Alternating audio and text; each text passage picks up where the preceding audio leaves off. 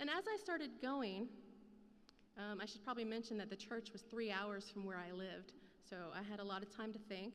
And as I started going, in the back of my mind, I began thinking of the things that the church had gotten wrong with Indian people. And I started thinking, this church can be different. This church will never tell kids that they are not welcome. They will learn about a God that loves every cultural bit of them. And they will hear that their culture, their language, and their brown skin is a gift from God. The church is not perfect. The church is not perfect, but I am the church too. And I can change what church means in these little Native kids' lives. As long as I am here, the church will not hurt them. I went from 2 children to about 15 to about 30s on holidays the first year. The kids there, they just show up. Parents don't bring them. Whenever they just see my car in the parking lot, they all just come running over. The church itself is in the middle of a Cheyenne Arapaho community, and my kids are mostly Cheyenne Arapaho. And the Cheyenne Arapaho people are the people of the Sand Creek Massacre, where in 1864 a village of peaceful people were killed under leadership of Colonel Shivington, who was also a Methodist minister. One of the pastors of OIMC, his great-great-grandparents escaped that Sand Creek Massacre, only to be killed 4 years later at the massacre of Ouachita. And the site of this massacre is just northwest of where the church is today. The church and the government's involvement in removal, in the boarding schools, in relocation acts, and trying to kill the Indian to save the man. Well, I figure this is why the adults aren't coming to church. And they're also Sundance ceremonial people. And the church, even the Indian churches, haven't always been supportive of culture.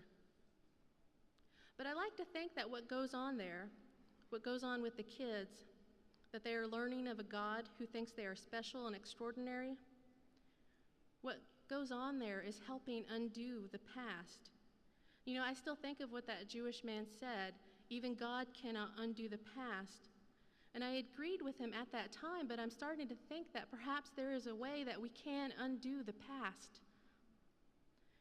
Or at least it's possible to break the hold the past has on us. By breaking hold of the past, the hold the past has on you, you are then able to change the trajectory of where you're headed. It was in working with the kids that helped change the trajectory of where that church was headed, which was to be closed down. It is now a church and community center. I like to think it's helping change the trajectory of where those little kids are headed, because it certainly helped change the trajectory of where I was headed. Because now I'm a local licensed pastor, due to be ordained this summer, hopefully.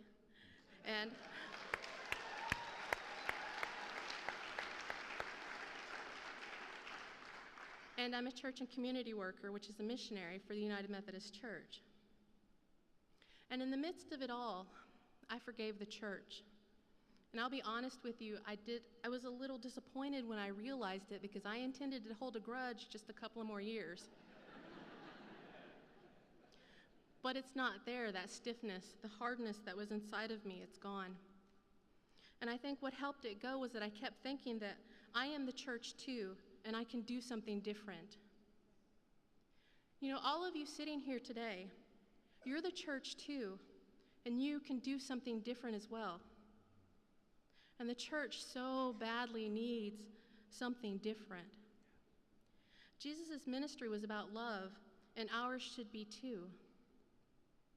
In November of 2007, I asked the kids at Clinton what they were learning about Thanksgiving in the public school system.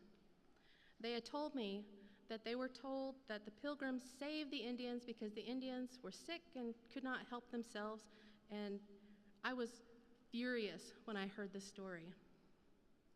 The next year, in October, I started talking about Thanksgiving, and I started with a bit of a generic story. I told them that people from another country came to this country, and because they did not know the land, they couldn't grow food, they began to get hungry and sick. And I asked the kids, what do you think the native people did when they saw that there were people here who were hungry, sick? What do you think they did? One of the kids said, well, they gave them food, but they shouldn't have done it. Look how we get treated today. The entire dilemma of being Native and Christian can be summed up in that single question, and it is a question that I've wrestled with my entire life. Knowing what I know now, would I have chosen to help that group of hungry people? Most Native Christians have to figure out how to preach on giving thanks. Most Native Christians have to how to figure out how to reconcile this or ignore it every Thanksgiving. My initial response to that question has always been the same as that little boy's. No, I wouldn't have shared my food. But this response goes against my Native upbringing and my Christian upbringing, so usually I'll grumble and say, well, I'll give them the food I don't like.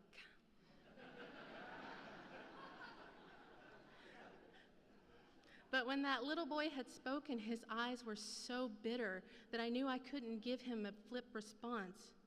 And I prayed very hard as I tried to answer him, and I told him, those Indians long ago knew that there was a good way to live and a way that is not good.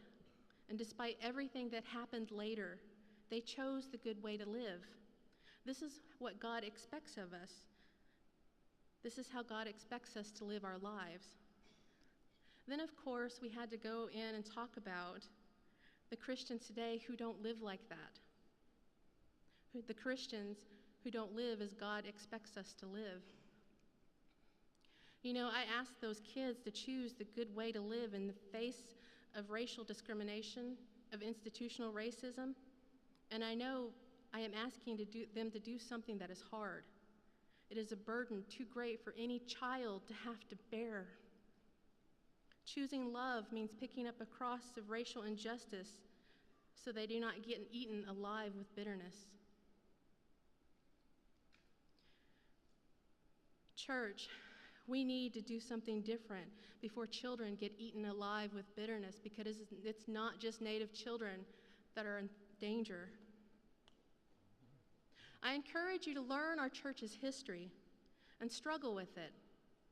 It'll make you cry, it'll make you mad, it'll make you sick, but it'll help you understand why love has to get into the faces of people, why love overturned tables in defense of the marginalized, the sick, the voiceless, the homeless, immigrants, of women and children.